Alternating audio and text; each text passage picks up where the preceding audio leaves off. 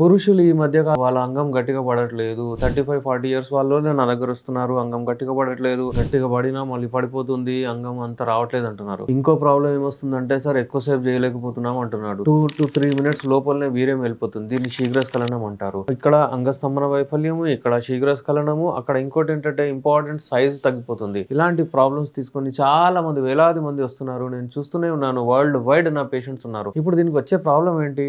Stress అంటే ఏంటి? Tension. వాళ్ళు ఏదో ఫైనాన్షియల్ స్ట్రెస్ కానివ్వండి, ఇంట్లో గొడవలు చిచ్చి కిటకిట, మళ్ళీ బయటకు పోయిన తర్వాత బాస్ తో ఆ టార్గెట్ ఇవ్వడం, ఈ టార్గెట్ ఇవ్వడము, ఇవన్నీ ఇలాంటి ప్రాబ్లమ్స్, ఇబ్బందులు ఇవన్నీ ఫేస్ చేస్తూనే ఉన్నారు ఈ మధ్య కాలంలో. అయితే ఎప్పుడైనా సరే స్ట్రెస్ తగ్గించాలి. నెక్స్ట్ వచ్చేసి మనకు నిద్ర లేదు, నైట్ డ్యూటీస్ చేస్తున్నారు, హార్మోనల్ చేంజెస్ వస్తున్నాయి. చాలా మందికి ఏంటంటే టెస్టిస్టెరాన్ లెవెల్స్ ఏదైతే ఉంటుందో అది ఉత్పత్తి అవ్వట్లేదు. ఉత్పత్తి అయ్యే టైం రాత్రి 10 నుంచి పొద్దున 4 గంటలకు అవుతుంది. టెస్టిస్టెరాన్ లెవెల్స్ తగ్గిపోతే వాళ్ళ కోరికలు రావు, వాళ్ళకు స్పర్మ్ క్వాలిటీ పెరగదు, వాళ్ళ స్పర్మ్ జెనసిస్ కాదు, వాళ్ళకు వీర్యం ఎక్కువ అవ్వదు. ఇవన్నీ ప్రాబ్లమ్స్ వస్తాయి. ఆహారం ఏదో ఒకటి టైం ప్రకారం తినాలి. మన పల్లెటూరులో వాళ్ళైతే మంచిగా తింటారు, జొన్న రొట్టెలు, అది ఇది రాగి. ఇక్కడ ఏం లేదు. ఇక్కడ పిజ్జాలు, బర్గర్లు, పార్టీలు, డ్రింక్స్ ఇవన్నీ నడుస్తూనే ఉంటాయి. వాకింగ్ చేయాలి, రన్నింగ్ చేయాలి, ఏదో ఎక్సర్సైజ్ చేయాలి, జిమ్ జాయిన్ చేయాలి. అయితే ఇప్పుడు ఫిట్ ఉంటారు. మీరు ఏ లైంగిక సమస్యలకైనా మీరు నాతో కాంటాక్ట్ అవ్వచ్చు. నేను మీ doctor S Rehman, MD Unani, Nampally, Hyderabad నుంచి.